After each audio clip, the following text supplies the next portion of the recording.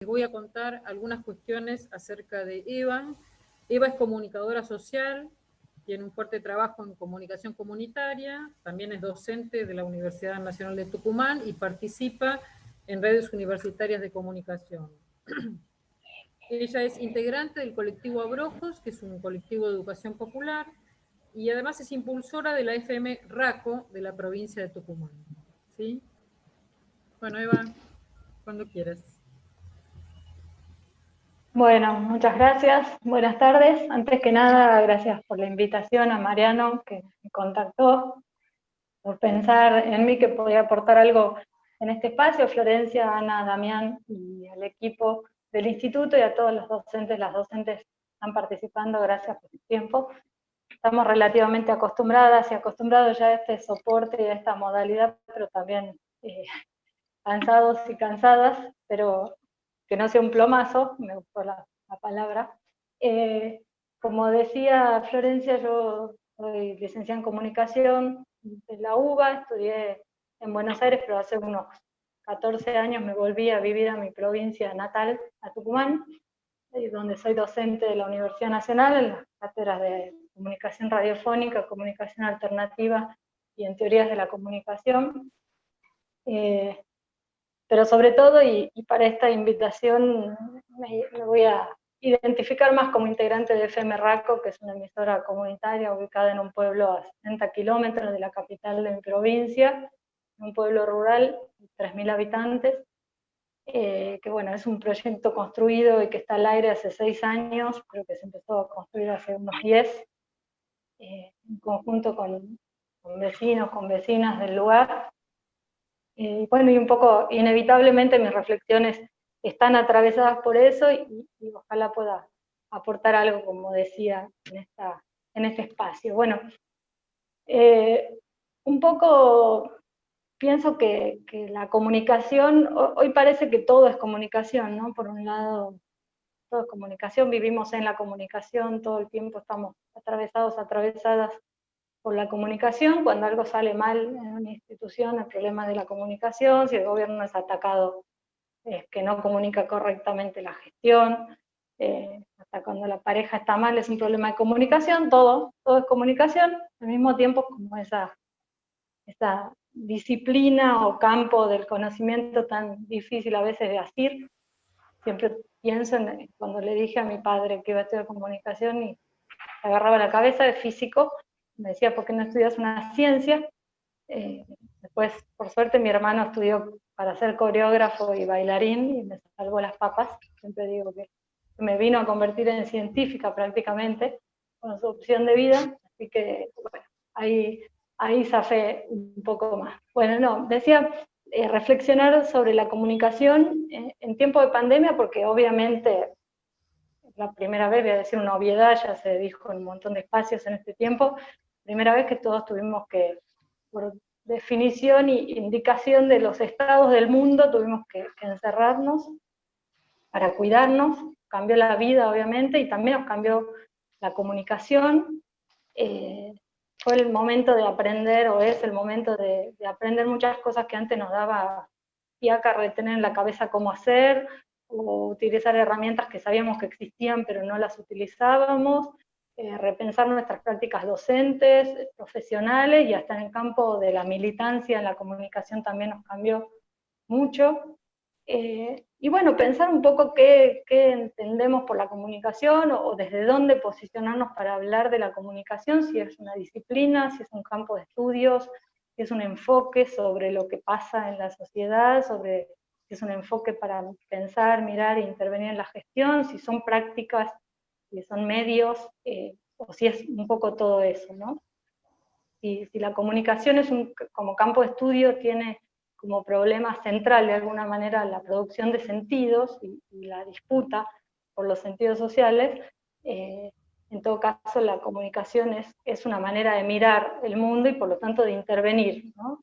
Y en esa idea de intervención, creo, reside o se entiende como una dimensión política, un posicionamiento y una puesta del cuerpo en las prácticas. Entonces, desde esa definición, me gustaría hablar desde la experiencia de la comunicación comunitaria, desde los por ahí de algunas de las reflexiones que pueden aparecer en ese campo y con ese enfoque. Entiendo que la comunicación comunitaria, popular, es una manera de posicionarse frente a la realidad social, es un enfoque sobre los problemas sociales desde los intereses de los sectores desfavorecidos o oprimidos, diría, ¿no?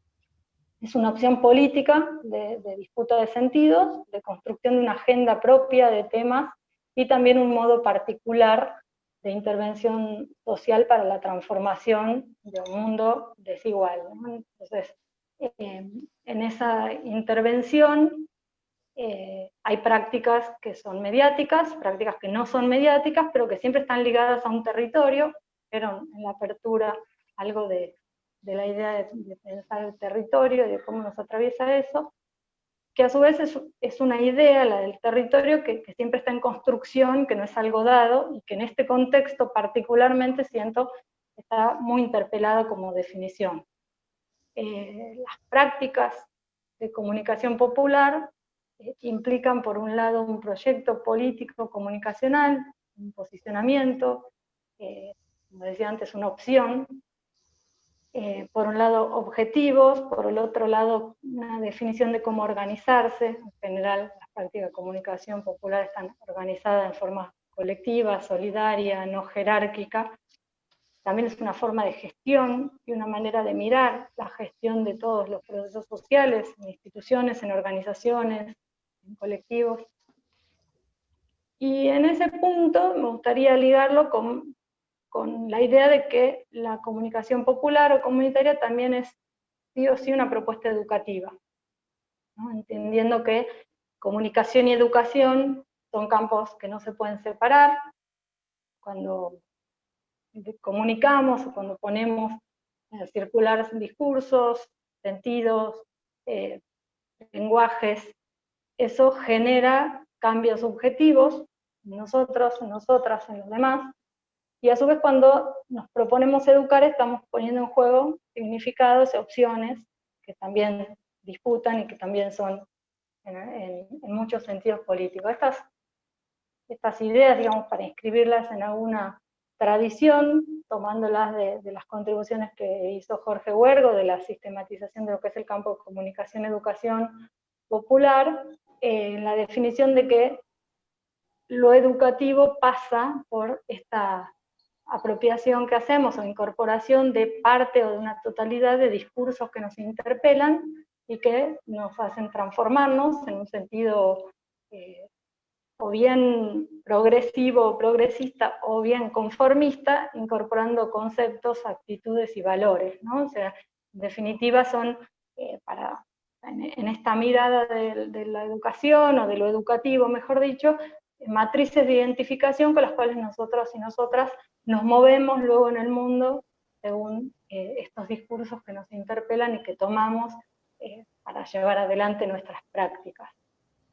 Y en ese sentido, bueno, la comunicación comunitaria popular siempre se pensó en una dimensión educativa porque su propia intervención política es educativa, genera esta interpelación a la comunidad, al territorio, a los actores que se involucran, y siempre fue consciente de la potencialidad transformadora de sus prácticas, ¿no? Entonces, en este contexto resulta como muy interesante pensar en qué consiste esa potencialidad transformadora y de qué manera la comunicación comunitaria también está interpelada por la situación que atravesamos y que hizo cambiar en buena medida algunas prácticas. Yo, para pensar eso, para hacerme algunas preguntas sobre en qué sentido nos interpeló particularmente este contexto a la comunicación comunitaria o popular, retomaba un viejo esquema que yo aquí vi que entre los compañeros y las compañeras que están, hay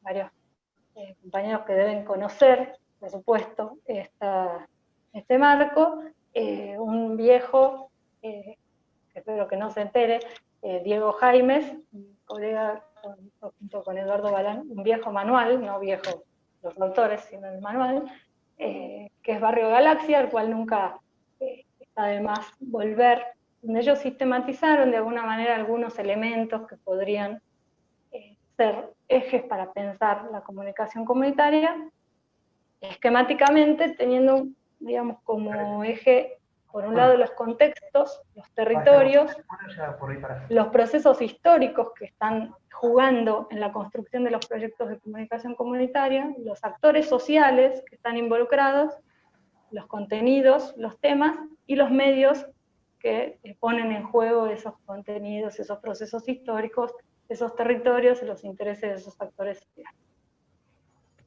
Eso como para decir, ordenemos con algún esquema. Pensaba y hablando un poco con Mariano antes de la charla, creo que la propia definición de territorio se complejizó muchísimo en el contexto que atravesamos, que podríamos entender como contexto y como territorio, se hizo muy corporal.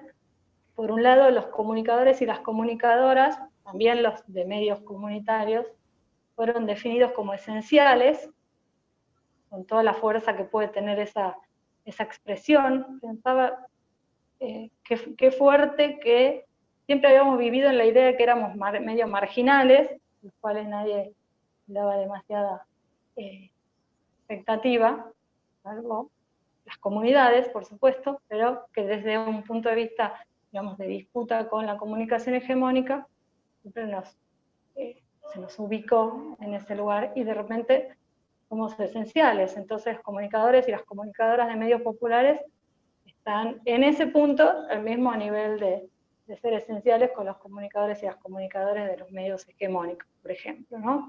Esto por el peso de las palabras, digo, suena fuerte lo de esenciales, y es un desafío muy importante para construir también la legitimidad del trabajo que hacemos desde estos medios y el nivel de responsabilidad que implicó en este contexto en particular tomarnos como sujetas esenciales en este marco. O sea que el contexto también nos dio una nueva entidad como sujeto. Por otro lado, el territorio en sí, de alguna manera la complejización de esa idea es que, lejos de ser una delimitación física o una ubicación geográfica o una comunidad acotada,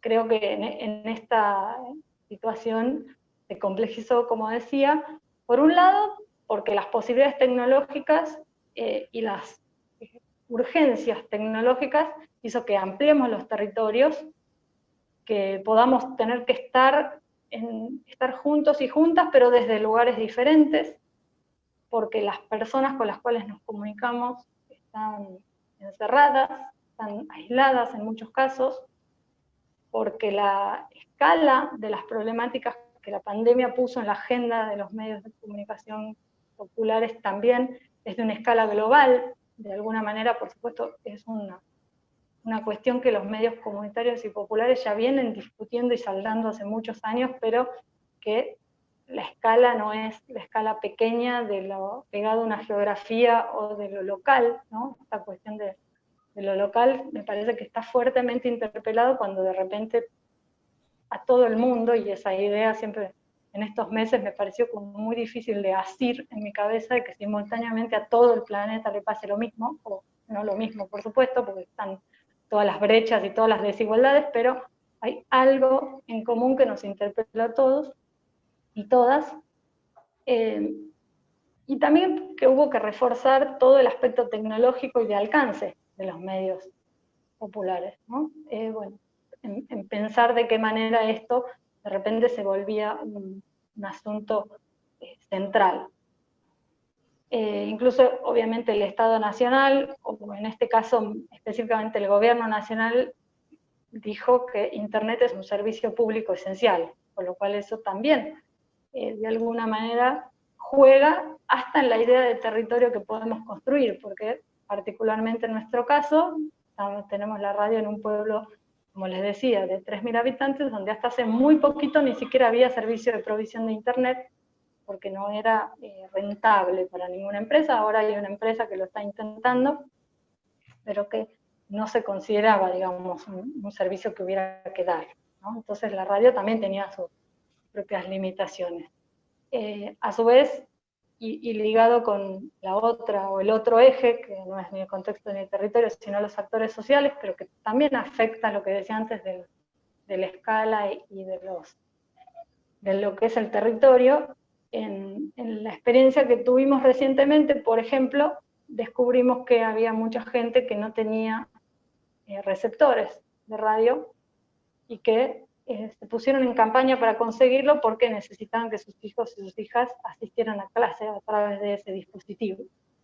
Y en ese sentido me meto con lo que tiene que ver con los actores sociales, que tuvieron que repensarse también en el contexto de pandemia. Ahora resulta que algunas de las actividades de las escuelas, por ejemplo, transcurren en la radio comunitaria, ¿no? Eso me hace pensar que, así como el territorio de la comunicación comunitaria incluyó nuevos actores, que en muchos casos ya tenían sus necesidades resueltas. O sea, lo escolar sucedía en la escuela, el territorio de lo escolar era la escuela.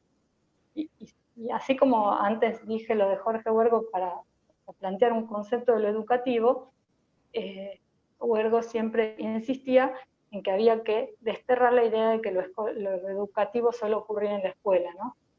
Esta pandemia es como que eso lo puso así, bien evidente, y ahora lo saben los padres, lo saben los maestros, lo saben los directores, las directoras, lo sabemos nosotros y nosotras, que también teníamos una relación medio contradictoria con las escuelas del pueblo. Bueno, ahora las escuelas están adentro de la radio.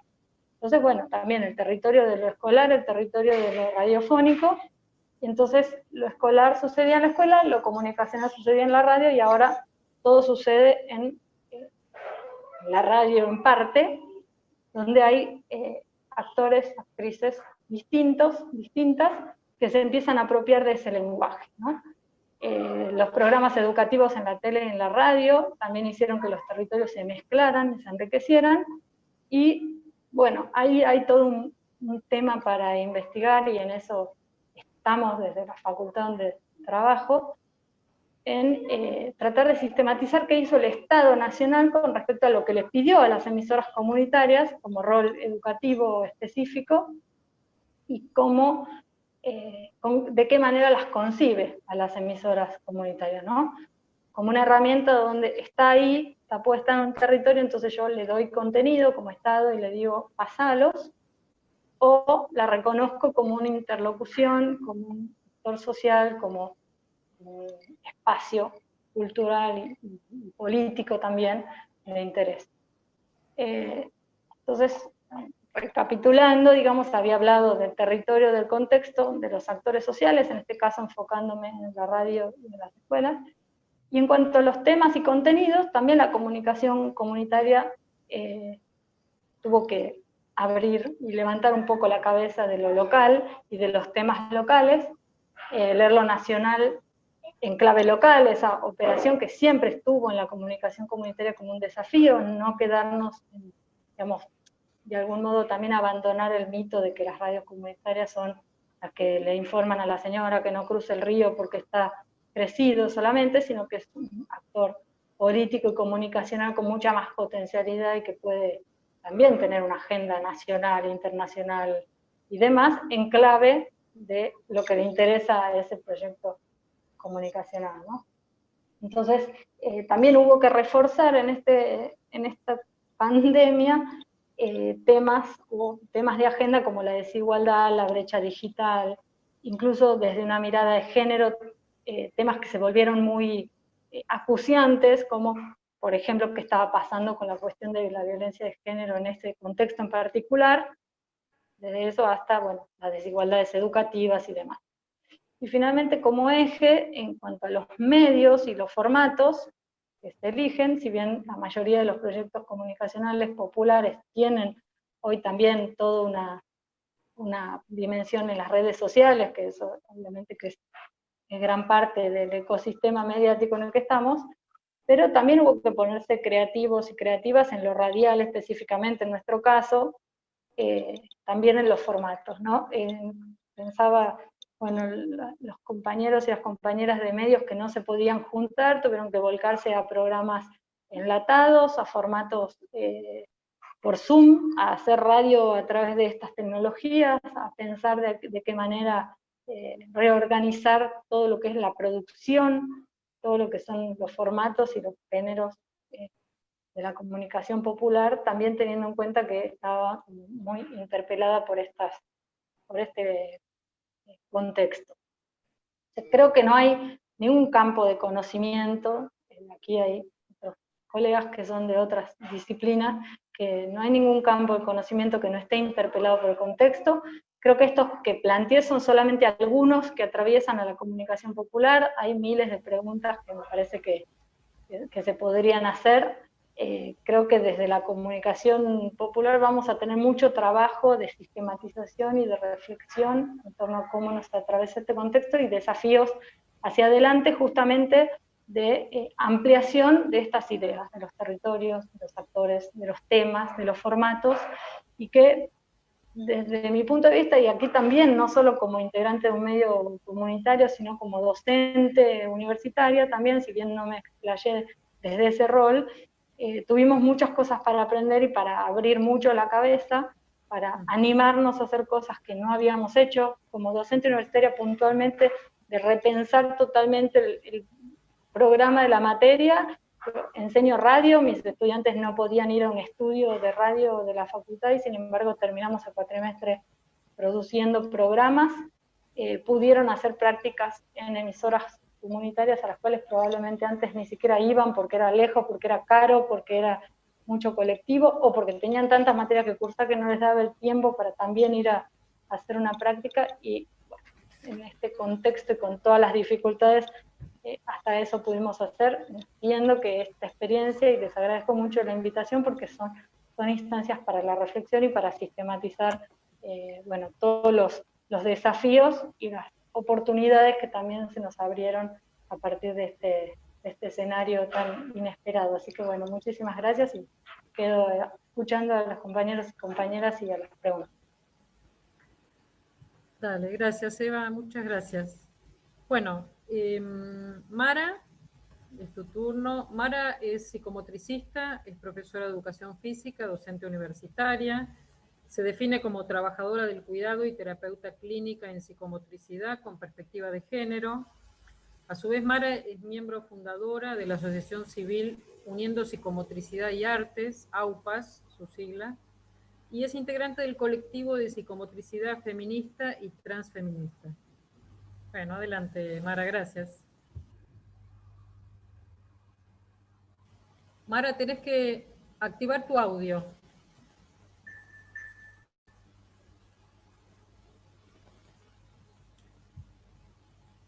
Estaba enmudecida ahí. Ahí estás, ahí estás. ¿Me escucha bien ahí? Ah, bueno, buenísimo.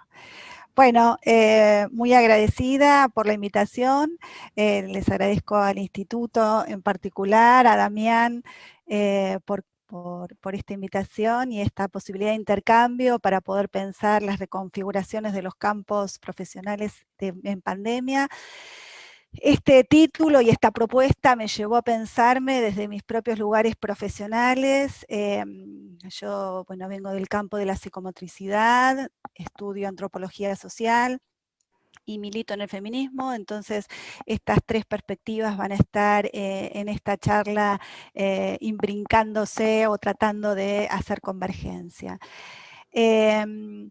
Y una de las cuestiones que me unen en estas tres perspectivas es poder pensar el lugar de las corporeidades, ¿no? Y cómo pensarlo también implicadamente, es decir, qué me pasa a mí con mi propia corporeidad fue el punto de partida a partir de la cual empecé a pensar, bueno, esta manera de denominar esta conversación en la cual pensaba las topías, las distopías y las utopías que habitan en nosotros, como posibles formas para poder dar encuentro o para podernos aproximar a las paradójicas formas en las cuales nos estamos corporizando y también descorporizando en este contexto de pandemia, ¿no? Sabiendo que justamente una paradoja es una expresión en la que ideas aparentemente contradictorias conviven, y entonces quizás más que soluciones o propuestas, me interesaría poder plantear estas paradojas en las que se hibridizan, conviven hábitos y deshabituaciones en las que estamos siendo configurados o reconfigurados en estos tiempos de pandemia. Como sabemos, esta crisis precipitó muchos procesos que ya se venían profundizando o que venían profundizando la crisis multidimensional del sistema de la vida a nivel ecológico y humano, ¿no? La pandemia es un síntoma que de alguna manera puso de manifiesto un desequilibrio vital, una crisis en el sistema de la vida que de manera extraordinaria conmueve los cuerpos y sus rutinas.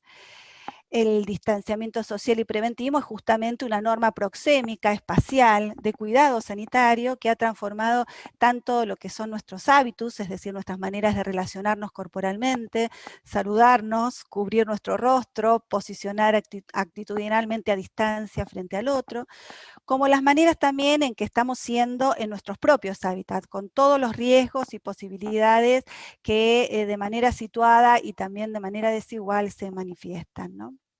Entonces, la centralidad que cobra hoy en este contexto de pandemia pensar los nuevos aconteceres y sufrimientos de las corporeidades supone desafíos y acciones concretas para acompañar tanto a las familias, las niñeces y también las expresiones de las manifestaciones corporales que sabemos se encuentran restringidas o al menos atenuadas de posibilidad de acción e interacción extrafamiliar.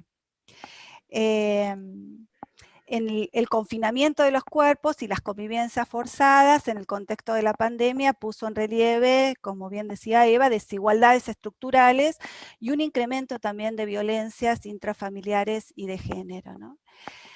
Pero bueno, justamente quería abrir esta posibilidad de pensar las palabras topía, distopía y utopías unidas a la corporeidad desde esta perspectiva que les decía, mira desde la opción de ver los cuerpos desde una mirada feminista, psicomotriz y antropológica. Cuando pensaba en el término topía y investigaba algo del término topía, viene como del griego, ¿no? Topos, que significa lugar. Y entonces decía, bueno, ¿desde cuántos lugares podemos pensar también la corporeidad, ¿no? Una de esas, digamos, partiendo de que el cuerpo es un lugar existencial, viviente, material, tangible en su superficie, pero cualificable por su posibilidad de afectación, expresión y también transformación, ¿no? Entonces el cuerpo de la relación, de la comunicación, de los aprendizajes, es en primer lugar ese espacio de afectación. Y en él se inscriben las sensibilidades y los afectos, y es también el desde dónde las sensibilidades, los placeres, las acciones y los lenguajes se organizan y expresan.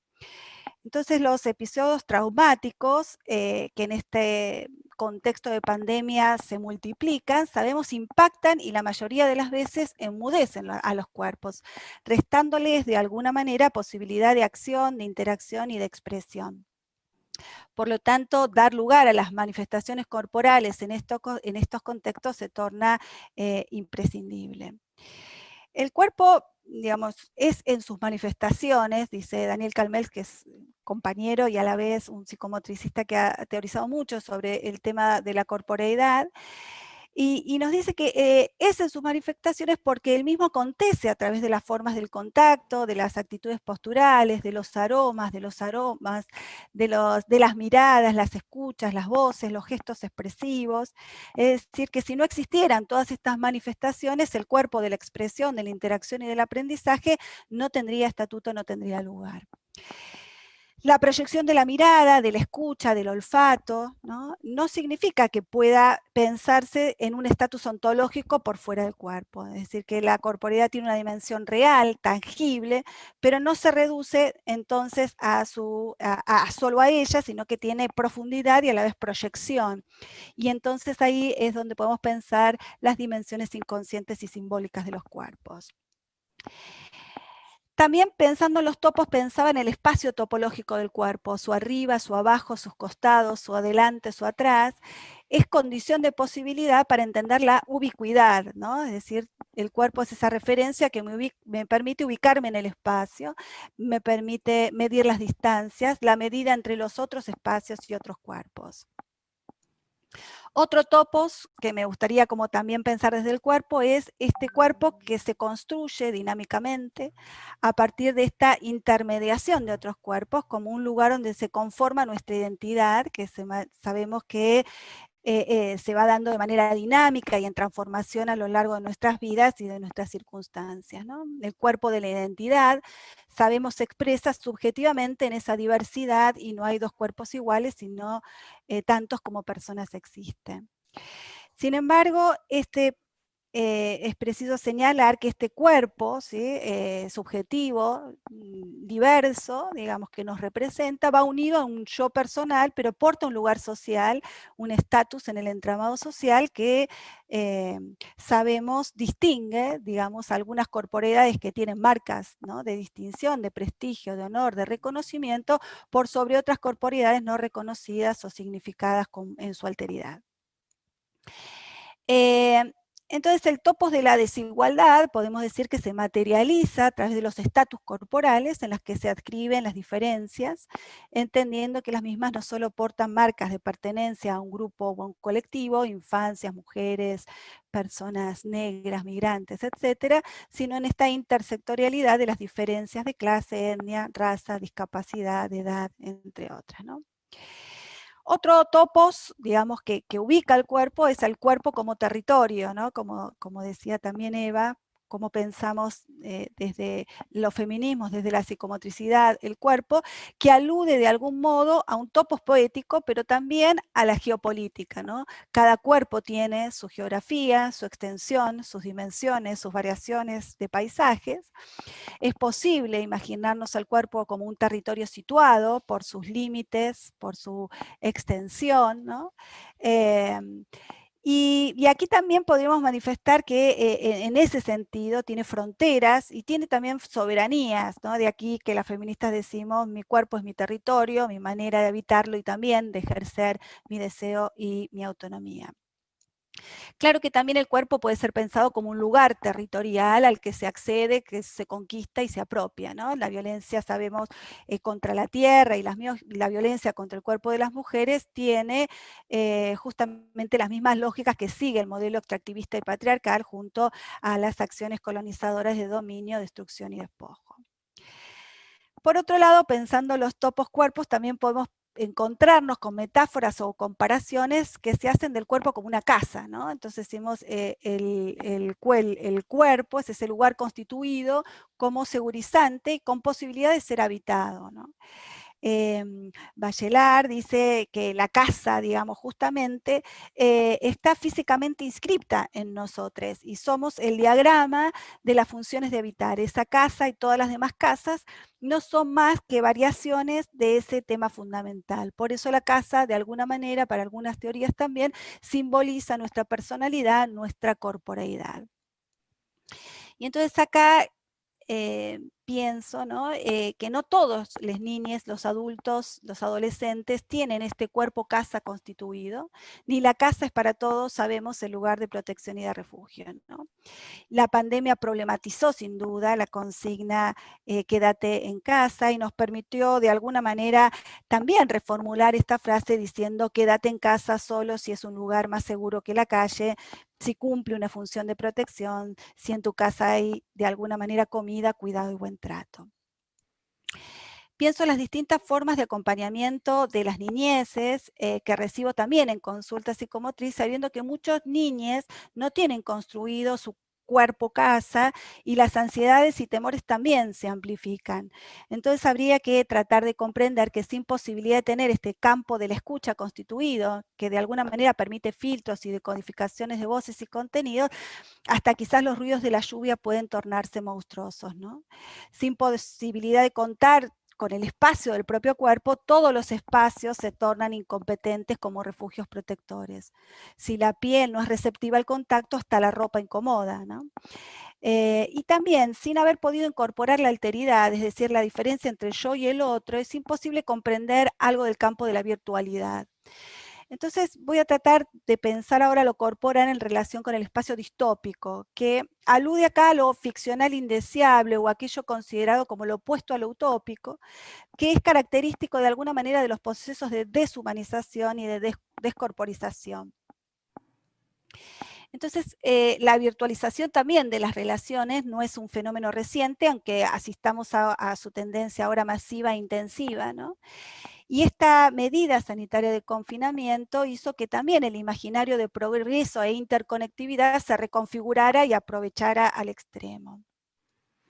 El término distópico se me resignificó a mí en particular con una película documental que vi hace unos días por Netflix, no sé si la vieron, que se llama El dilema de las redes sociales, ¿no?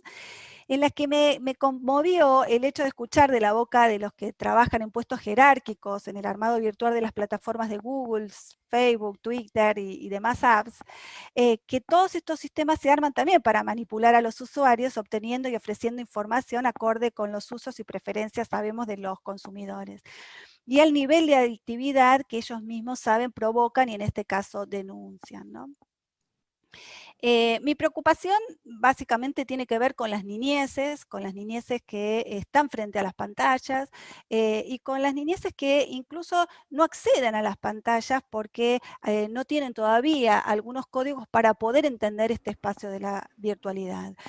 Pero para un sector de la población urbana, para gran parte de los que estamos acá en esta conversación, nuestra vida laboral y social está transcurriendo durante este tiempo de pandemia en el espacio distópico de la virtualidad, ¿no? Una realidad virtual en la que mi imagen bidimensional, recortada de mi persona y de los otros, se visualiza a través de estos mínimos recuadros que se proyectan en estas pantallas. Si digamos que prima en esta telecomunicación la imagen y la palabra hablada, ¿no? Si en el topos la referencia del cuerpo, para referenciarme en la distopía tengo que apelar a códigos cognitivos que no todos tienen construidos o agudizados. Entonces la dificultad es que para acceder, digamos, a la comunicación mediante las pantallas no se da solo por falta de acceso o posibilidades materiales, que sabemos que existen, sino porque varían también los usos de acuerdo a la edad, a sus diversidades funcionales, a las posibilidades de corporización, al uso de la palabra y las imágenes. Recordemos que hay comunidades donde priman otros estilos de comunicación corporal que no son los logocéntricos ni tampoco los visuales. Hay niños y niñas que no cuentan en su proceso de corporización con saberes y habilidades necesarias para comunicarse a través de este medio, o no han podido constituir imágenes unificadas de su cuerpo que le permitirían interpretar el espacio de la virtualidad como exterior a su corporeidad, por lo que se necesita de otros sostenes concretos para seguir armando campo de mirada y escucha hacia los otros y las pantallas.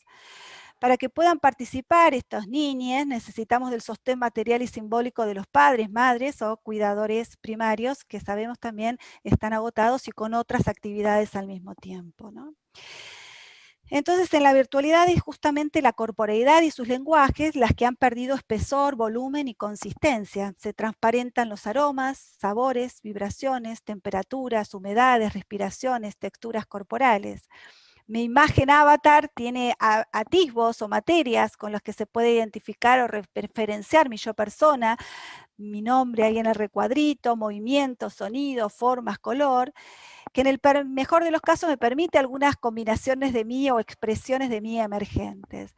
Pero los rituales y acciones se desvanecen frente al tiempo de la inmediatez y del consumo. Parece que estamos juntos, pero no tenemos como espacio común el suelo tierra sobre el que nos apoyamos y enraizamos, no compartimos el mismo aire en el cual nos oxigenamos y respiramos.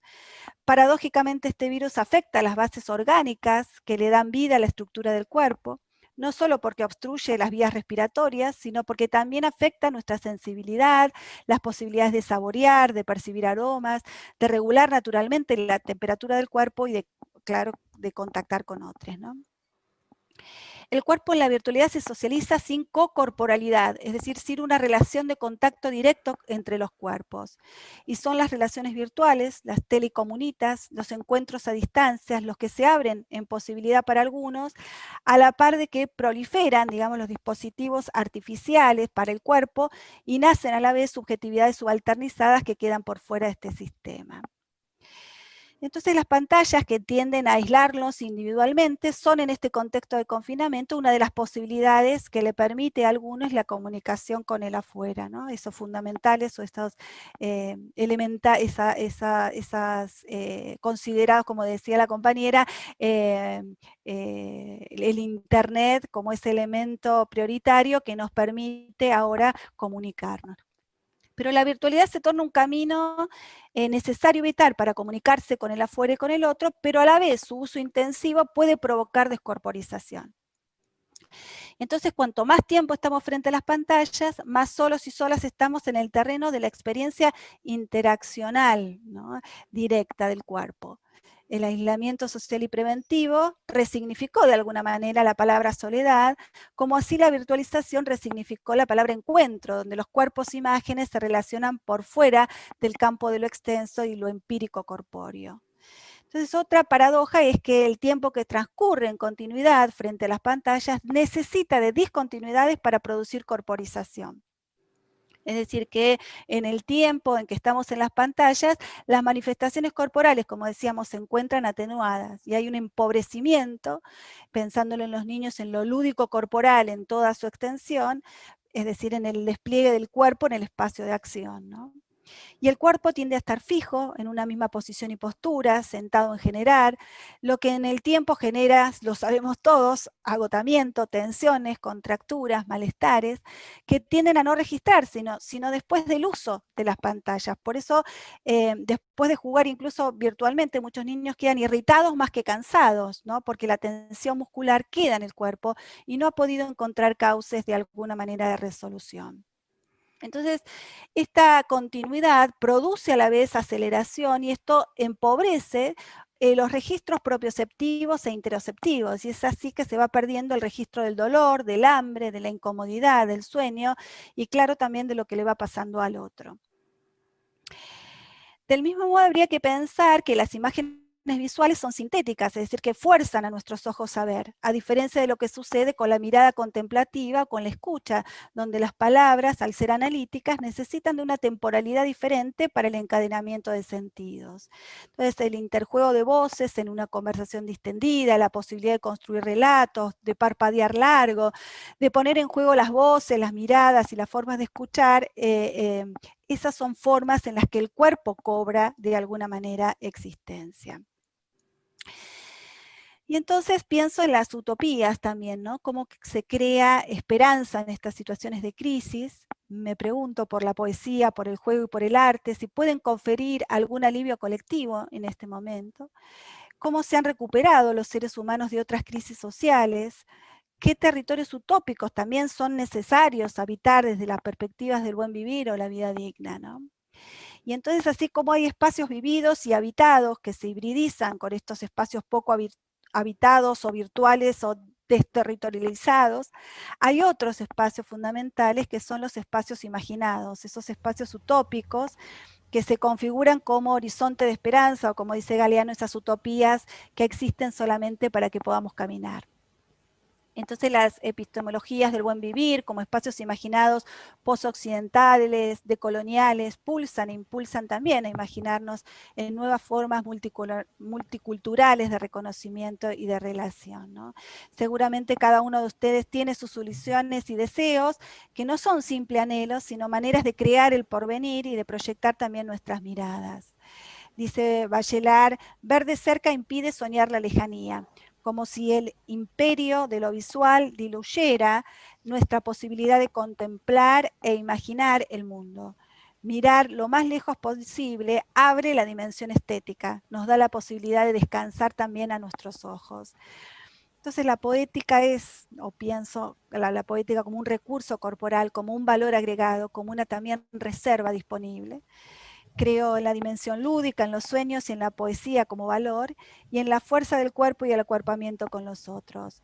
El porvenir es trabajo y es creación, y como dice Bachelard, todo creador de formas reivindica con sobrada razón el poder de habitar íntimamente las formas que crea. Que la imaginación nos encuentre trabajando, entonces, en este sentido. Bueno, Mara, muchas gracias. Le paso la palabra entonces a Gustavo Melera. Gustavo, en sus palabras, es psicóloga, analista institucional, esquizoanalista, investigadora de las subjetividades, realiza consultas institucionales en organizaciones públicas y privadas y está categorizada como investigadora de la Secretaría de Ciencia y Técnica. Gustavo. Bueno, Buenas noches a todas, creo, sí, ya es buenas noches. Bueno, les quiero agradecer a Florencia, con quien más hablé. Ahora, hoy lo conocí a Mariano, Damián, así que les agradezco también.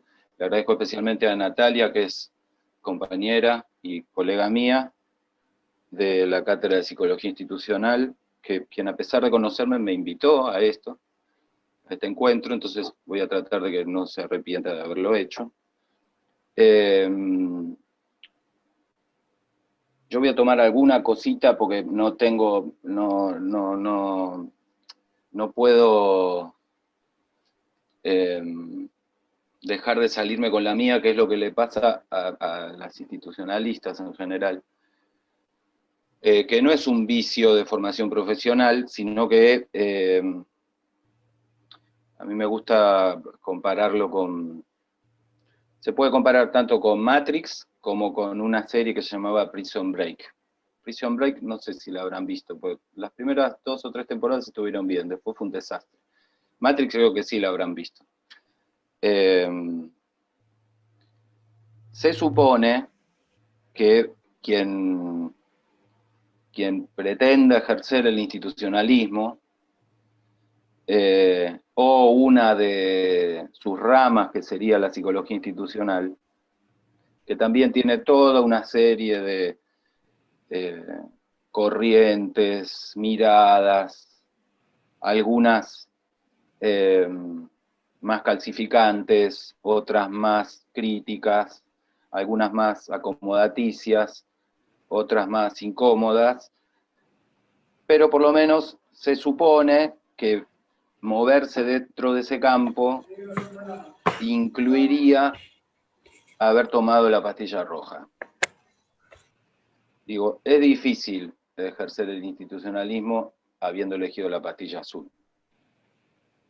Porque eso supone moverse en un campo de producción social que, sin dejar de leerse como un campo de producción, no deja también de producir ficciones. Cuando hablemos de ficciones no estamos hablando de mentiras ni de falsedades, sino de producciones sociales que, así como están construidas, así pueden interpelarse.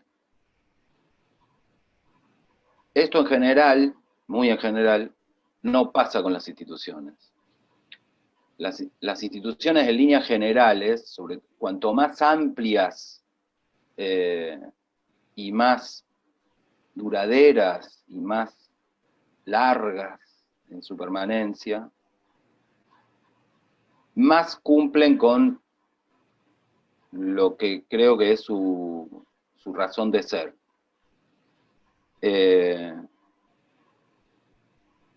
Y que se resume en su maravillosa capacidad de hacernos creer que sin ellas no podemos vivir, ¿no? Y a partir de ahí despliegan toda una serie de discursos y legitiman toda una serie de prácticas que tampoco cuestionamos de raíz, ¿sí? Me voy a centrar en lo que nos convoca hoy. Hasta la aparición de instituciones educativas que interpelaran los modos de educación tradicionales, la educación y su materialización en la escuela primaria, secundaria, la universidad, eran espacios en donde resultaba impensable interpelar una asimetría constitutiva que hay en todo proceso educativo y que se sostiene en un vínculo entre quien sabe y quien no sabe, entre quien forma y quien se ofrece dócilmente, en tanto materia no formada, a ser formado por ese que sabe. Eso involucra tanto desde formas de pensar, desde formas de hacerse un cuerpo, desde formas de investir ese cuerpo con cierto campo de afectaciones, desde generizar esos cuerpos, llegando a tales grados de naturalización, donde de verdad terminamos creyendo que las cosas son así, porque son así, y porque así deben ser, y porque siempre fueron así. Y como me decía un amigo mío cuando se cansaba de que lo chicané, como terminaba su frase, y ya, ¿no? No quiero pensar más con vos. Es en función de eso que me quedé con una frase que decía Mariano al inicio de este encuentro, que afirmaba que no hay institución que no tenga pensamiento. Y como buen aguafiestas que soy, dije, pero ¿y qué tal si lo pensamos al revés? ¿Qué tal si pensamos que no hay institución que no bloquee el pensamiento? Sería el reverso, sería una afirmación igualmente universal y absoluta, no sé si alcanzaría. Pero lo que sí, gracias a la frase de Mariano y a ese reverso que se me armó, que no me alcanzó, pude llegar a pensar que quizá las instituciones por definición establecen un modo de pensar, ¿sí?, que va a excluir todos aquellos modos de pensar que interpelen de raíz la razón de existencia de esa institución, ¿sí? Entonces, un instituto que apueste más allá de las 3 carreras, ¿sí?, a repensar su práctica docente, que apueste a repensar su población, o a la población a la cual quiere llegar, ¿sí?, ya implica en cierto modo una interpelación a los modos clásicos en los cuales la educación es entendida, ¿sí?, desde la escuela sarmientina, pasando por la secundaria para la clase media, llegando a la universidad pública, gratuita, gracias al primer peronismo, que instauró también una frase que se la puede repensar un poco, que es, bueno, a partir de allí el hijo del obrero podía tener un título universitario, la fábula de mi hijo el doctor y todas estas cosas. Podemos repensarlo eso también, y quizá habrá estudios cuantitativos, rigurosos, que puedan establecer hasta dónde los miembros de las capas populares de las poblaciones a partir de allí tuvieron un acceso realmente masivo a la universidad, si no terminó siendo más un fenómeno de accesibilidad y de expansión de la clase media, esa misma clase media furiosamente antiperonista o antipopular. Pero lo que sí podemos hablar es de lo que sucede hoy. Y lo que sucede hoy, como creo que sugerían las compañeras que me precedieron, es que si ya desde antes de esto que se da en llamar pandemia, ya desde antes de este verdadero analizador del capitalismo, a lo cual voy a tratar de volver, si ya antes de esto había varias concepciones, varios pensamientos instalados que por lo menos quedaban en entredicho, y desde fines del 2019 para acá, porque esto arrancó en Wuhan en el diciembre del 2019, ya desde ahí, llegando hasta acá, casi que tenemos que dedicarnos más a hacer buenas preguntas antes que a dar buenas respuestas, ¿no? Entonces, lo que yo les voy a compartir, pensando en que les quede también a ustedes algo de lo que ya me está quedando a mí, sería, bueno, cómo pensar vuestras prácticas de educación con los posicionamientos históricos, con los que ya vienen, cómo pensarlas en una actualidad, en una situación contemporánea, en donde, como se sugirió hace un ratito, estaríamos asistiendo a cierta difuminación de los bordes de las instituciones, ¿sí? Ahora bien, si repensamos esto un poco más para atrás, habría dos formas de verlo. Una forma sería que esa difuminación ya estaba aconteciendo y que además esa difuminación es condición de existencia de esos entramados institucionales, ¿sí? Las instituciones funcionan por separado, pero esa forma de entenderlas es una producción de las mismas instituciones. Digámoslo de otra manera. Las instituciones nos hacen creer que funcionan por separado. Nos hacen creer que son eternas, que no podemos vivir sin ellas, que las tenemos que desear fervorosamente, que las tenemos que defender casi militantemente. Y el problema que eso tiene es que no nos permite pensarlas críticamente acerca de su modo de aparición, su modo de existencia, sus condiciones de permanencia, ¿no? Entonces, en realidad, podríamos decir que si bien sí hay una difuminación de los bordes de lo institucional, pero me parece que esa difuminación de esos bordes se hace más visible ahora, ¿sí?, que ya existía desde antes y que además era condición de existencia de las instituciones, en tanto están todas entramadas entre sí, ¿sí? Nadie va a la escuela porque quiere ni porque lo elige. Va porque nos dicen que tenemos que ir, ¿sí?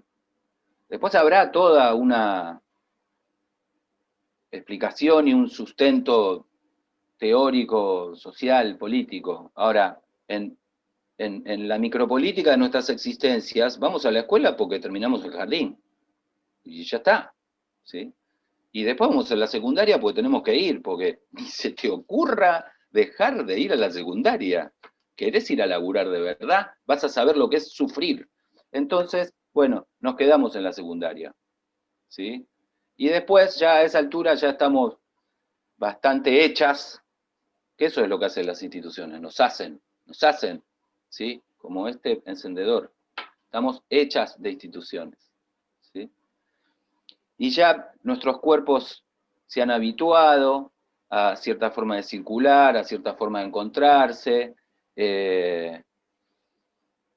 Creo que ahora ya no tanto, pero como soy una señora grande, ahí quizá hablo más desde mi generación, pero ya tenemos claro si somos chabones o somos minitas, y entonces ya tenemos claro si nos tienen que gustar los chabones o las minitas.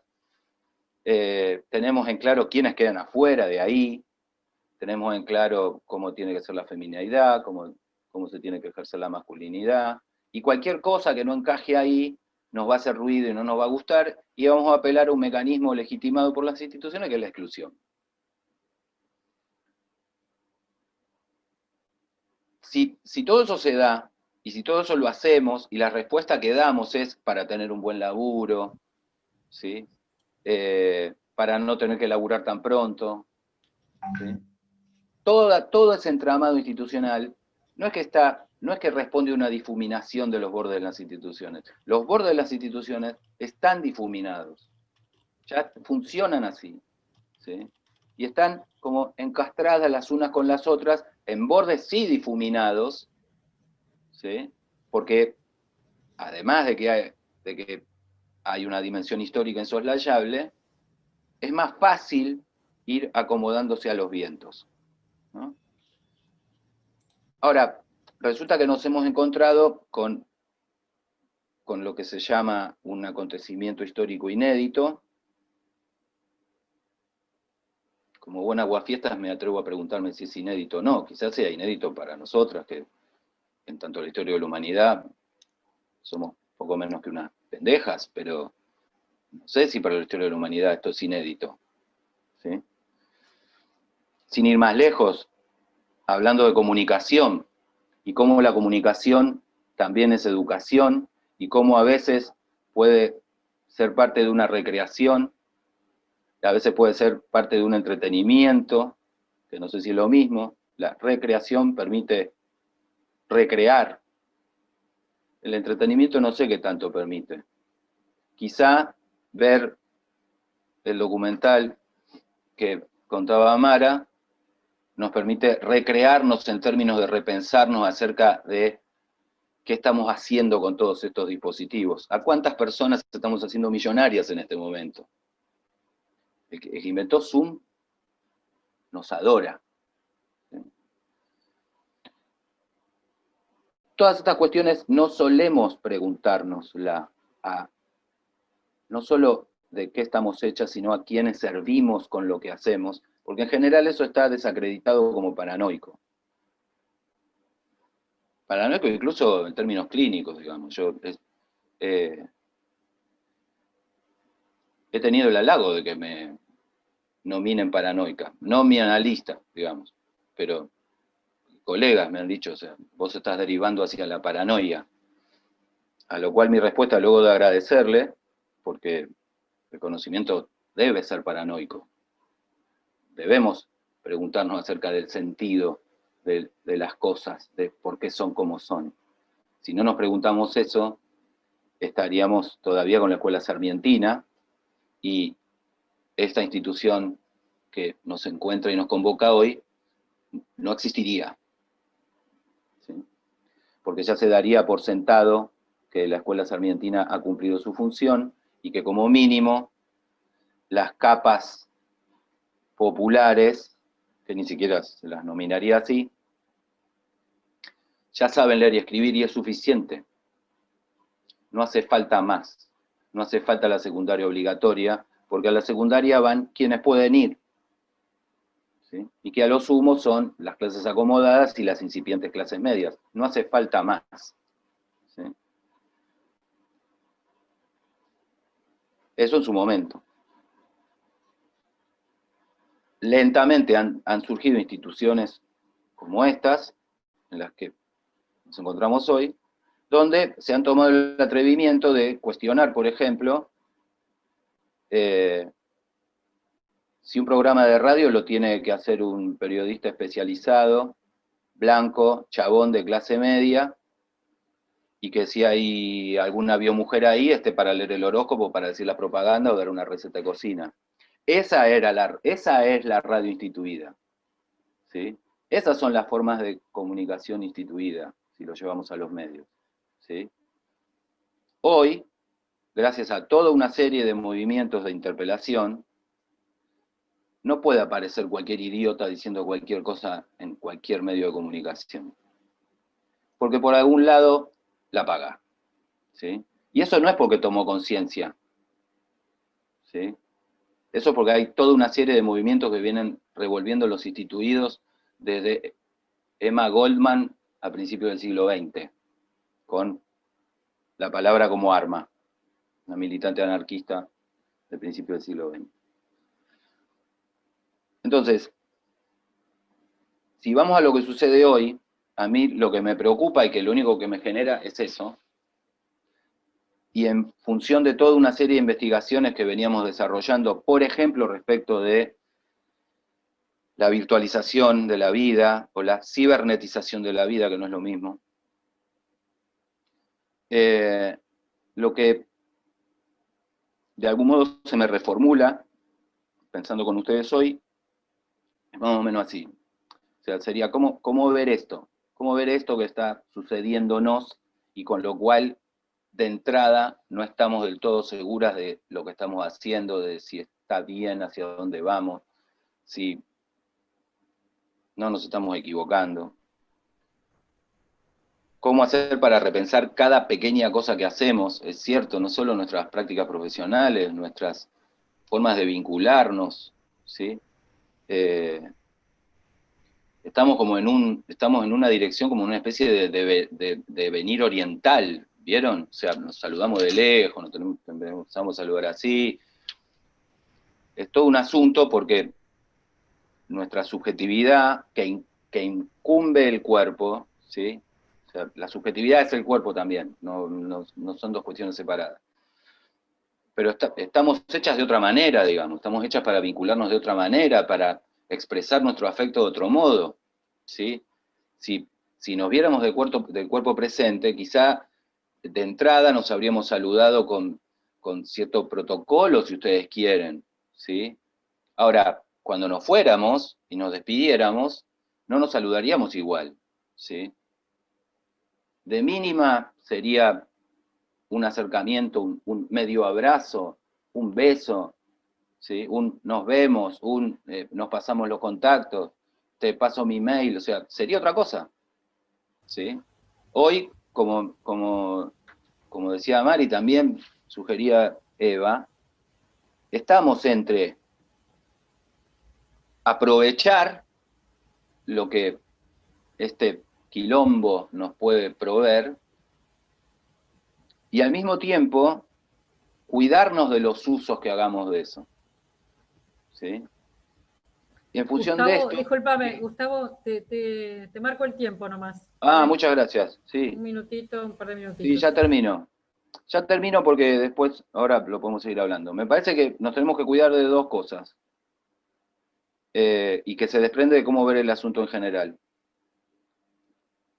Una forma de ver la coyuntura y que incumbe a todas nuestras prácticas, también esta que estamos tratando de pensar ahora. Ver esto que está sucediendo solo como una visibilización y exacerbación de lo viejo, esto es, no hay nada nuevo, esto es más pero peor, o más pero mejor porque me da más oportunidades, o como una aparición de lo nuevo en términos absolutos, de la novedad, lo inédito, ¿no? Lo inédito de absoluta singularidad. Y me parece que de esto se desprenden dos tendencias que creo que nos tenemos que cuidar, que una sería la romantización del pasado, añorar melancólicamente lo que fue, como si de verdad extrañáramos a todo el mundo que no vemos. Eso se los dejo a vuestra honestidad. Mi sociabilidad es baja, o sea, yo no extraño mucho a mucha gente, les digo honestamente. Ya tengo mi amiga Micaela que está en la fiambrería de acá enfrente, la veo, ya es, no te digo que es más que suficiente, pero nos podemos permitir eso. Y la otra tendencia que es un riesgo es idealizar el futuro también, ¿sí? Que es algo que suele suceder, sobre todo al hablar de qué tanto podemos aprovechar estas modalidades, qué tanto podemos aprovechar el trabajo remoto, qué tanto podemos aprovechar hacer la universidad y hacer maestrías sin movernos, porque está bueno, porque no gastas en viaje, porque no gastas en comida. Pero si esa tendencia se mantiene y por lo menos no se somete a crítica, y lo seguimos, y lo seguimos, y lo seguimos, bueno, pues ¿para qué mantener edificios? ¿Para qué mantener universidades? ¿Para qué mantener vuestro instituto? Con todo lo que gastan. Cédanlo, hagan un parque, ¿no? Total, pueden trabajar de modo virtual. Digo, me parece que hay varias cuestiones con las cuales poder seguir pensando juntas, y sí o sí juntas, porque la individualidad está claro que es el peor enemigo. Bueno, gracias. Vale. Gracias, Gustavo. Ana. Gracias a los tres invitados. Bueno, ahí yo en el chat recién le ponía a los compañeros que vinieron que se fueran anotando ahí. La idea, como les conté, lo vuelvo a decir, es que en el mismo chat se vayan anotando y vamos ordenando así los intercambios, preguntas, comentarios, lo que quieran decir. Graciela Resala se anotó, tiene ganas de preguntarle a Gustavo, así que adelante. Bueno, hola Gustavo. En principio, un placer reencontrarte en este lugar tan querido Mirá para vos, mí. mirá vos. ¿Cómo Compartimos andás? UBA durante un tiempo. Bueno, a ver, mi pregunta. Tengo dos, pero elegí de las dos, elegí una, la que quieras. Una, hablaste más de lo mismo, como romantización del pasado, o pensarlo como la novedad, idealización del futuro. Entendí que las dos posturas te parecen erróneas. ¿Cuál sería la que vos considerás que debiera ser la manera de leer lo que nos pasa? Esa sería una. Y la otra, ¿por qué dijiste que la pandemia es un analizador del capitalismo? Porque bueno, en tanto hecho mundial lo podemos pensar también para el socialismo, aquellos países que están bajo esa modalidad política. Elegí una y ya está. La otra Ya. te la pregunto por privado después. Medime en tiempo.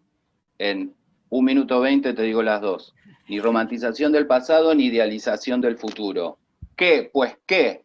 Bueno, pues situacionalmente, cada vez, en cada situación, eso es situacionismo, eso es anarcosituacionismo.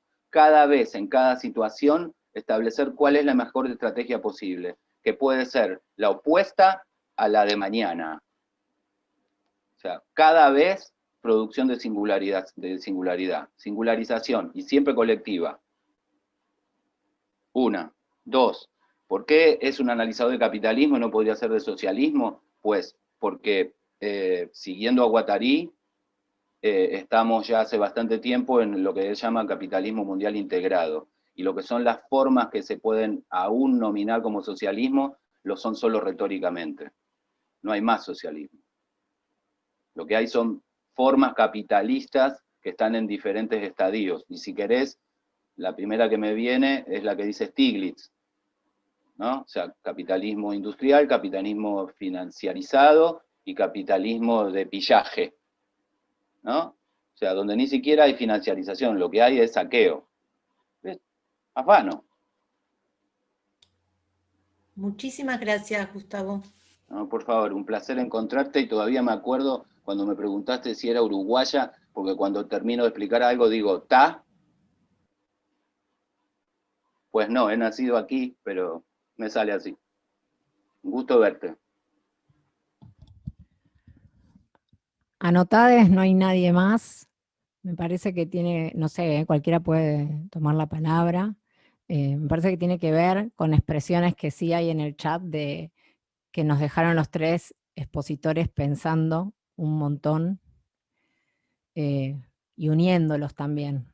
Creo que tiene que ver con eso, no con desinterés, así que en principio no hay ningún otro anotado.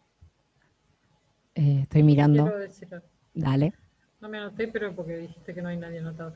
No, me quedé pensando en algo que planteaba Eva respecto de, vos hablabas en relación con cómo este contexto y esta estructura, las dos cosas, de alguna forma aportó a cierta legitimidad a sectores que habitualmente tienen baja legitimidad, ¿no? Vos lo decías en relación con la comunicación comunitaria, ¿no?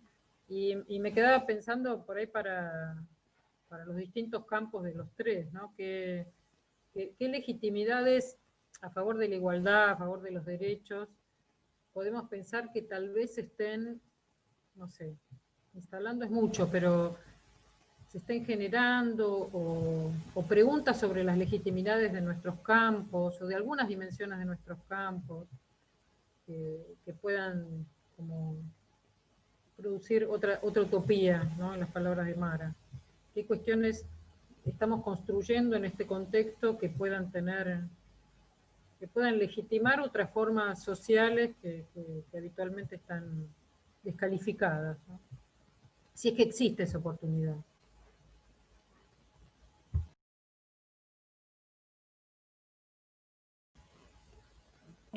Bueno, yo recojo el guante de eso. Para mí es en tensión eso, porque hay como una oportunidad y una posibilidad. Y por supuesto, la comunicación popular tiene expresiones en movimientos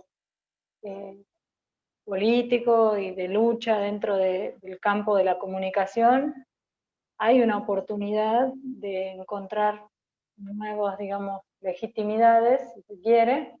Esa legitimidad en este caso siempre es como digo, es en disputa por el sentido sobre la construcción de la realidad. Y también por esto que planteaba de que en realidad nos interpela como actores, actrices concretas de ese campo, porque a mí esto de comunicadores y comunicadoras como esenciales me resulta muy, muy fuerte, en el sentido que esta cosa medio contradictoria, que yo la ponía de alguna manera en la relación con el Estado, que es una relación siempre compleja, que pasó por distintos momentos, pero el movimiento de la comunicación popular tuvo mucho tiempo de resistencia, tuvo otros momentos de diálogo, digamos, con el Estado, con las políticas públicas, y hoy estamos en un momento, a su vez, de una realidad, yo diría que más compleja todavía que antes, en el sentido de que estamos llamadas a ocupar un lugar fundamental, pero al mismo tiempo no tenemos todavía una entidad de interlocución con el Estado y con las políticas públicas que nos quite de un lugar marginal o medio subsidiario. Hay todo un camino recorrido y por profundizar en ese asunto. Creo que lo que más nos desafía es a pensar justamente esa tensión, o sea, como si este contexto de algún modo nos puso en otras condiciones o no. Tampoco creo que lo tengamos resuelto, ni que sea una cosa que se pueda sintetizar tan sencillamente, solo que es una de las cosas que este tiempo, por lo menos a mí me planteó preguntas. Cuando hay un Estado con políticas y demás, y donde hay una expectativa también a nivel local de las comunidades y de los interlocutores e interlocutoras de estos medios, del rol que deberíamos estar ocupando. O sea, no tengo una respuesta cerrada.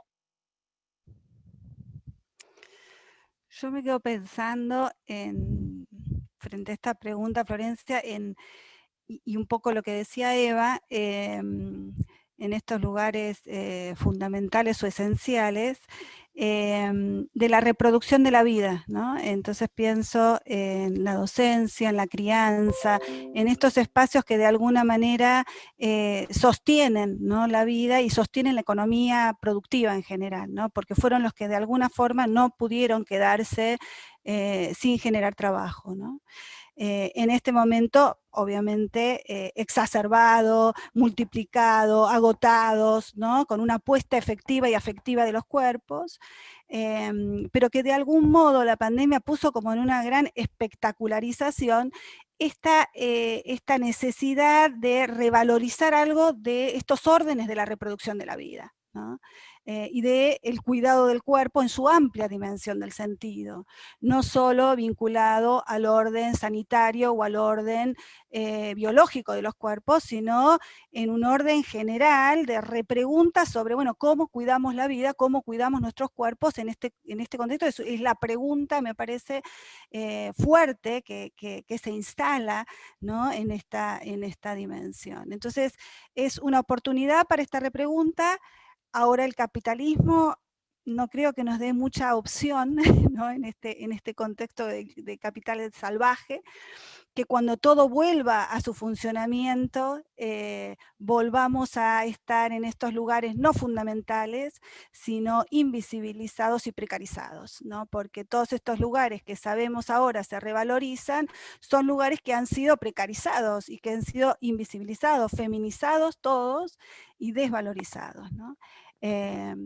Entonces, bueno, las paradojas que plantea, me parece, esta pandemia es qué sociedad queremos y desde dónde estamos pensando la reproducción de la vida, el sostenimiento de la vida, y el lugar de los cuerpos para mí es un lugar eje, ¿no?, para poder pensarlo también.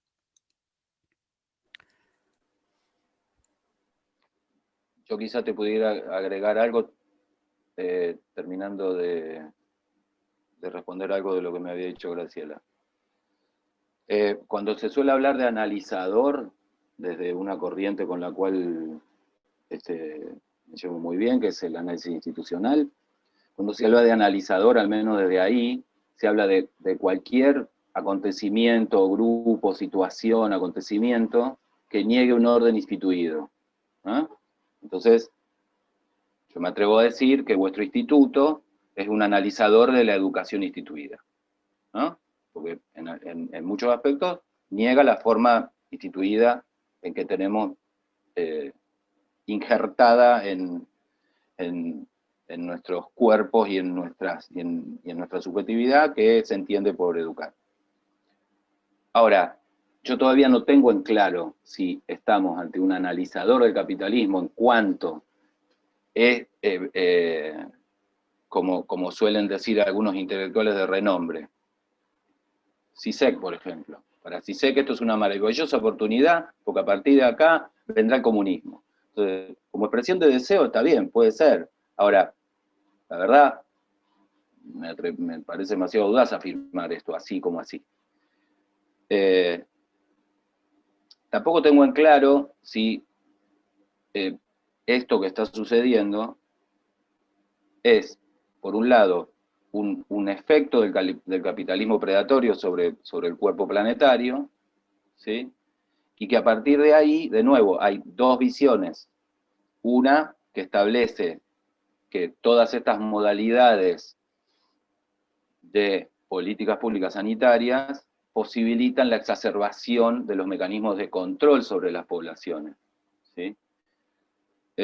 Quizá acá no lo vivimos tanto, pero habrán visto montones de situaciones, sobre todo en China y en Japón o en Corea del Sur, en donde hay dispositivos tecnológicos que permiten saber dónde está la persona, dónde estuvo, con quién se contactó, ¿sí? Ahí estamos ante la exacerbación de lo institucional como producción de deseo, ¿sí? Porque por la pandemia, como debemos cuidarnos, sacrificamos un plus mayor de libertad individual porque nos tenemos que cuidar. Suena libertario, pero es todo lo contrario lo que acabo de decir, por las dudas, digo, ¿sí? Entonces hay esas dos visiones, ¿sí? Las más esperanzadoras, que ahora ya como la industrialización arrancó de nuevo, no se ve tanto, pero habrán visto fotos del planeta a los 3 meses de la pandemia y se veía que había menos smog, digamos, porque la contaminación había bajado radicalmente, ¿sí? Y habrán visto filmaciones de delfines en Venecia, que es una especie de riachuelo de lujo, pero bueno, entonces ahora hay delfines en Venecia, carpinchos en el Tigre, ¿no? Lobos marinos que se meten en los restaurantes ahí en Mar del Plata porque está todo cerrado. Entonces eso daba como cierta esperanza de que, bueno, la naturaleza, creación cultural sí las hay, pero bueno, la naturaleza volvía a reverdecer el planeta. O sea, hay esas dos visiones y esas son dos visiones que ahí sí alguito pude investigar como para decir que es típico de la humanidad, que ante cada acontecimiento disruptivo que llega a poner en juego nuestra existencia, están las visiones escatológicas, esto es el fin, y están las visiones esperanzadoras, esto es el inicio de un nuevo comienzo, la era de Acuario, lo que quieran, ¿sí? Y en realidad me parece que no es ninguna de las dos cosas. O sea, lo que pase con esto dependerá de lo que podamos hacer con esto, ¿sí? Ni idealizar el mundo de las comunicaciones, ni ahora leo, ni extrañar demasiado los buenos viejos tiempos, porque tampoco eran buenos, porque si hacemos una lectura histórica de esto, por algo llegamos hasta acá, ¿sí? Y no llegamos porque unos chinos largaron un virus o por lo que fuera, ¿no? O sea, llegamos y si quieren, si no les da el ánimo como para ver entera una película que se llama Contagio, vean los últimos 5 minutos. Y en 5 minutos les resume cómo se genera una pandemia, ¿sí? Talás los bosques, se van los murciélagos, se van a otros lugares, hacen caca cerca de los criaderos de animales, de esas fábricas de animales, ¿no? Los animales comen esa caca, después todavía hay humanos que se alimentan de animales asesinados, comen esos animales asesinados y entonces se esparcen el virus por todo el planeta. Eso sí es fácil, o sea, en ese punto sí podemos decir que esto lo hemos creado nosotros. Nosotros, digo, los hombres como especie. Sí, bueno, habrá que hacer otra cosa para que no vuelva a pasar y tener en cuenta que hemos sido creadores de esto.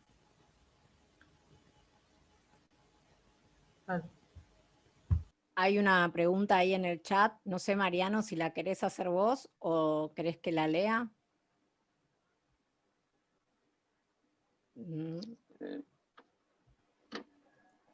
Bueno, perdón.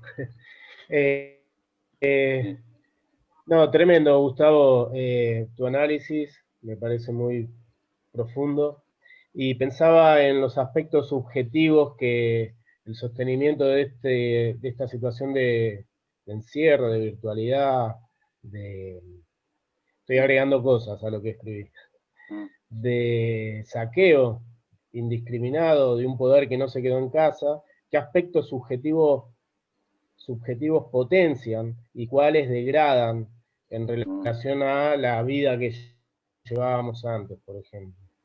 Sí.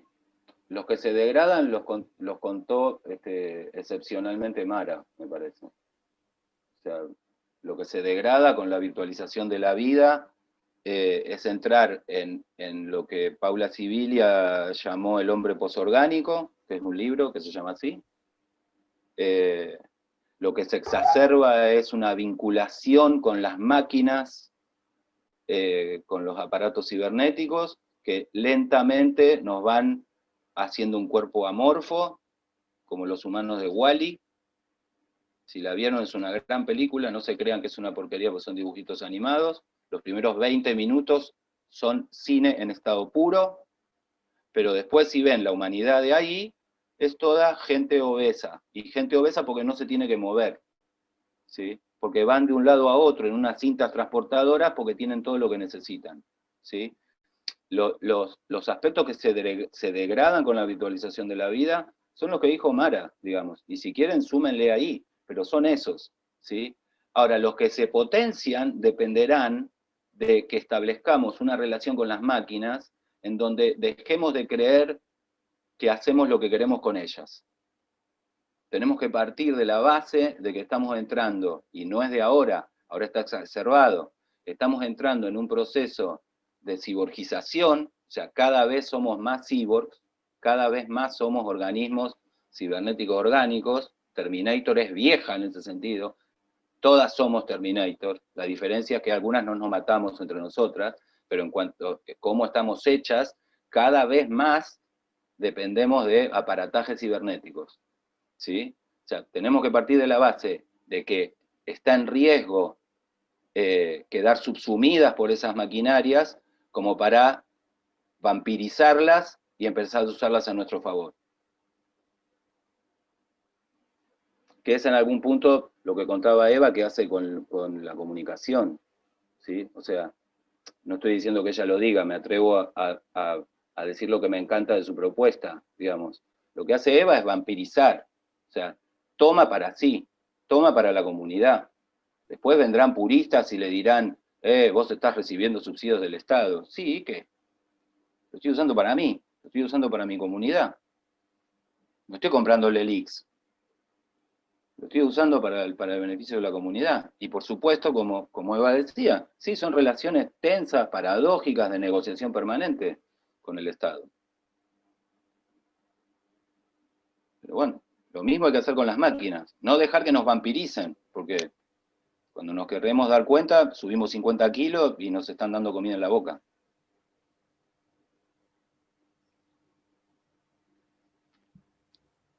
Bueno, ¿Te respondí algo? No sé, Marian, ¿le querés preguntar algo más a partir de esto? No, si te respondí algo más o menos. Sí, te agradezco. No, muchas gracias. No hay nadie más anotado, así que me anoto yo en este acto, en este mismo acto. Yo tengo una pregunta que me nada, me surgió a partir de lo que estaba hablando Mara, pero se la abro a los tres, y un poco también se enlaza con la pregunta que hizo Mariano, que es, bueno, frente a esto, ¿qué sucede? ¿Qué está sucediendo? Que para esta sociedad es inédito, no es que no sucedió antes, pero para esta sociedad capitalista, ultracomunicada, tecnologizada, es inédito. Y por ende también es inédito para las fuerzas conservadoras que sostienen esta sociedad, que se revela como necesario en sus campos, que también son nuestros campos, nuestros territorios, para renovar la idea de comunidad y la idea de presencia. No sé si se entiende la pregunta que hago. Pero es como que Marian preguntaba como por el no, y yo pregunto, bueno, ¿qué hay que renovar? ¿Qué se revela para ser renovado?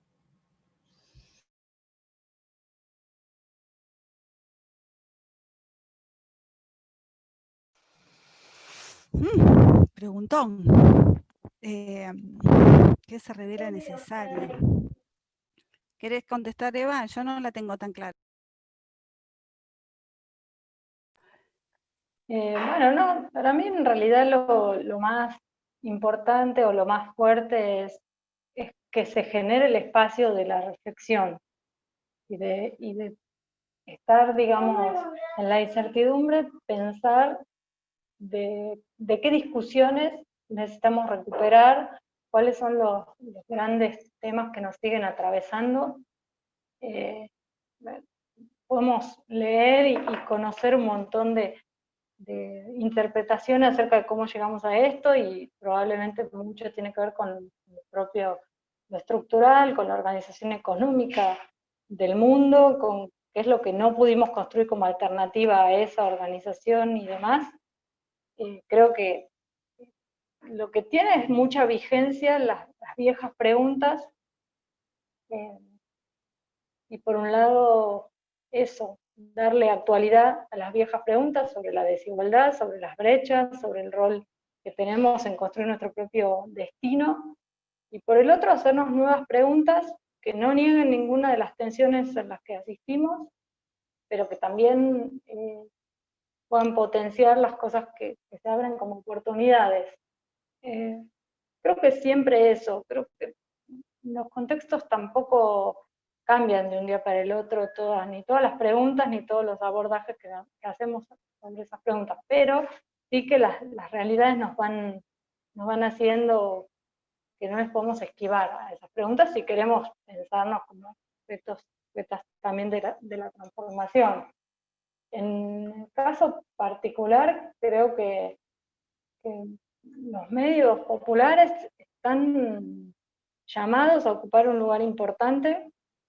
Eso requiere de mucha organización colectiva, de construir, como decía, contenidos, articulaciones en el territorio, de empujar las fronteras de lo que entendemos por territorio, de formarnos, de tener otros vínculos. Pensaba experiencias concretas que los medios populares tienen hace muchísimos años de producir en conjunto cosas que circulan, por ejemplo, en todo el país, como un noticiero diario de 2 emisiones, producido por decenas de radios populares que se articulan a través de una modalidad de trabajo, digamos, colectivo, como es el Foro Argentino de Radios Comunitarias.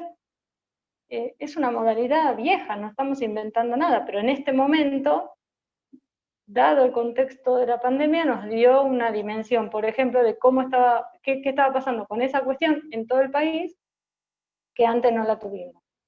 Por decir una de las ejemplos muy puntual de cómo no es que tenemos que renovar todas las herramientas, ni de que tenemos que de repente volvernos fanáticos o esencializar ninguna de las herramientas, pero sí hacer lecturas de cómo esas herramientas o ese contexto nos lleva siempre a las viejas preguntas y a la construcción de respuestas colectivas, digamos. En realidad eso, por ahí lo pienso. Sí, pienso parecido a lo que está planteando Eva, ¿no? Me gusta la palabra rebeldía, ¿no? ¿Qué se revela?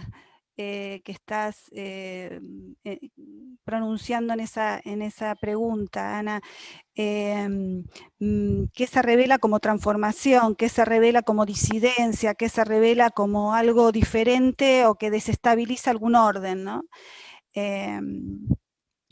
Bueno, me quedo pensando en estos lugares más micropolíticos, ¿no? En estos lugares más de resistencia. Pienso en la hegemonía y pienso en la contrahegemonía, ¿no? Como lugares de respuesta y como lugares de generación de otra posibilidad de lenguajes posibles, de discursos posibles. Así como existen las hegemonías, existen siempre esas tensiones que vienen desde abajo, y hay grupos minoritarios que también resisten, por más que no sepamos leer quizás esos lenguajes, ¿no? Entonces pienso en esos lugares micropolíticos, pienso en esos lugares contrahegemónicos, pienso en esos lugares de contrarresistencia que seguramente ya están tejiéndose también, que seguramente están en situación de trabajo, ¿no? En estas situaciones. Pienso, yo estoy, digamos, acompañando mucho a las disidencias y acompaño mucho a las familias, y me encuentro con experiencias, por ejemplo, de corresponsabilidad de las familias, ¿no? Donde hay familias sumamente diversas y que empiezan a generar otras instancias para la crianza de los hijos. Y esto me parece novedoso, me parece resistente, me parece contrahegemónico. Entonces, me parece que en este lugar y en esta crisis que estamos atravesando también existen estos huecos y estos lugares que se están gestando, que tienen poca visibilidad quizás, pero que son interesantes, que quizás en el tiempo vamos a poder leerlos con mayor profundidad, porque en este momento estamos como todos muy implicados, pero que me parece que son lugares muy interesantes para seguir acompañando en la lectura de lo que está sucediendo desde estos lugares, ¿no? de las disidencias. Me parece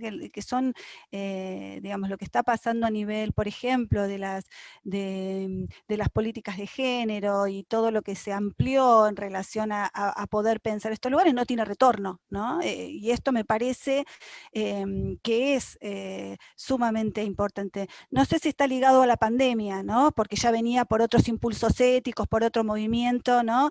Que venía como pulsando desde abajo y que generó leyes incluso de reconocimiento y de mayor vida para otros grupos que estaban muy oprimidos. Pero me parece que es interesante ver estos movimientos micropolíticos que se están generando como lenguajes y como lugares también de contrahegemonía, ¿no? En estos momentos.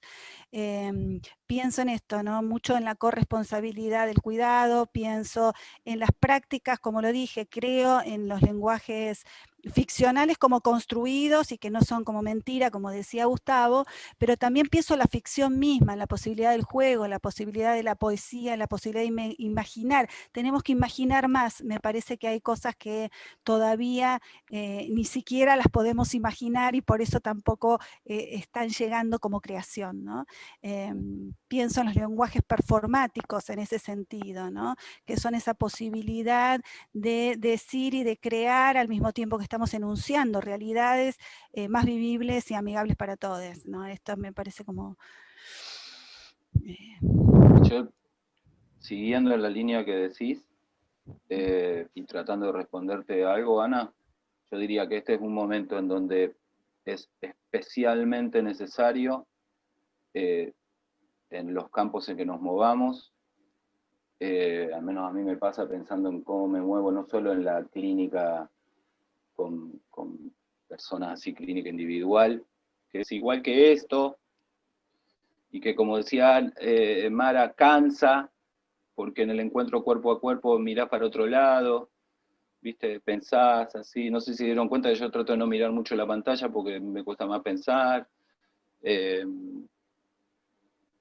tanto en esos encuentros, pero llevado más a lo que sería trabajar con las instituciones, me parece que este es un momento donde especialmente hay que estar mucho, de la mejor forma que se pueda, cuando se pueda estar un poquito con el cuerpo, estar, cuidándose lo más posible, pero mostrando que hay disposición al contacto, aunque esté muy limitado, y hacer todo lo que esté a nuestro alcance como para que en estos momentos muchas personas que no pueden sostener el cuidado como quisieran, porque no tienen forma, porque tienen que salir a trabajar igual, y porque, bueno, pueden formar parte de instituciones donde hay que trabajar igual, por un alto nivel de informalidad, ¿sí? Pero tenemos que hacer todo lo posible, todo lo que esté a nuestro alcance para apelar más a la ternura en los vínculos, no analizar tanto, estar y hacer todo lo que esté a nuestro alcance para que la menor cantidad de personas posibles estén solas, se sientan solas o se queden solas, en todas las formas imaginables de la soledad. Tenemos que hacer todo lo que esté a nuestro alcance para evitar eso, que se irradie la soledad como forma de vida. Gracias a los tres. Estaba anotado Seba Prevotel, yo ahí en el chat puse que en todo caso es el último, porque son y 59 y después ya vamos cerrando, terminando, algunos dan clase luego. Gracias, Ana. Yo decía en el chat que viéndolo ahora está todo bien igual. Además, justo que vos hiciste una pregunta para el cierre bien redonda y que quedó muy bien. Bueno. No, por mi parte todo bien. Quizás en todo caso agradecer. Y bueno, los tres aportes dejan pensando cómo hacer un abordaje de todo lo que estamos viviendo en este momento desde lo real, ¿no? Y de la complejidad de lo real, que implica, bueno, no poder también en cierto modo relativizar a veces algunos conceptos plantados en forma absoluta, como esto de la virtualización. No sé, desde el momento cero del aislamiento siempre hubo gente pasando al lado de mi casa, los comedores se activaron en el territorio y estuvieron poniendo el cuerpo ahí, y al mismo tiempo uno como docente siente que pone el cuerpo en la virtualidad. No es posible pensar la virtualidad sin proyectar el cuerpo, tomando algo que planteaba ahí también Mara.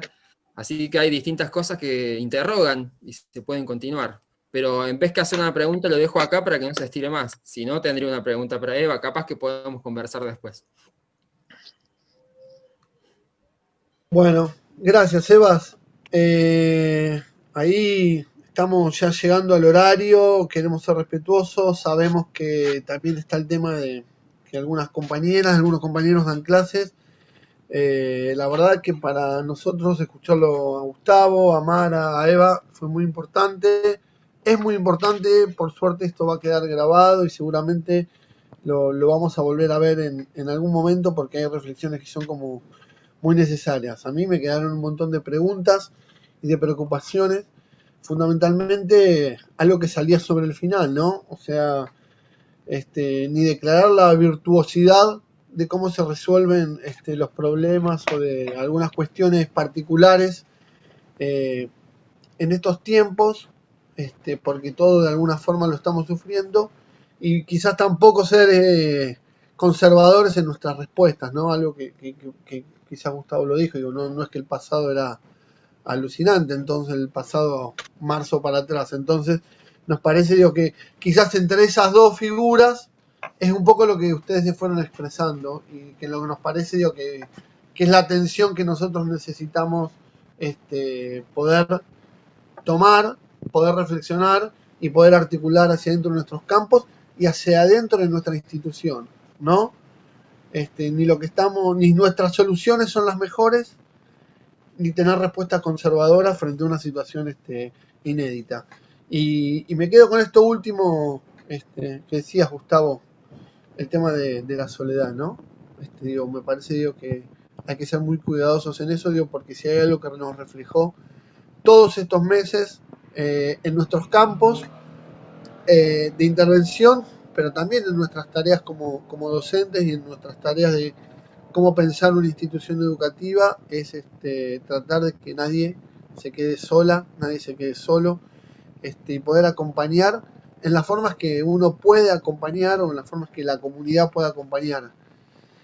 lo interesante es pensar de que hay mucha gente que se siente acompañada, aunque físicamente no nos veamos hace mucho, y me parece que eso también habla de que siempre hay ahí un resguardo en la humanidad y hay un rincón donde vamos reponiendo las necesidades más allá de las circunstancias. Así que yo les quiero agradecer mucho a Gustavo, a Mara, a Eva, a todas las compañeras, a todos los compañeros por este encuentro que como decíamos al comienzo, son imprescindibles para la conformación de nuestra institución como un colectivo donde se articulan muchas experiencias diversas y muchas experiencias que a su vez tienen los mismos entrecruzamientos y los mismos lugares de disputa política, simbólica, territorial y de nuestros cuerpos. Así que mil gracias y bueno, un abrazo enorme a todas, a todos, a todos y bueno, nos seguimos encontrando en la vida cotidiana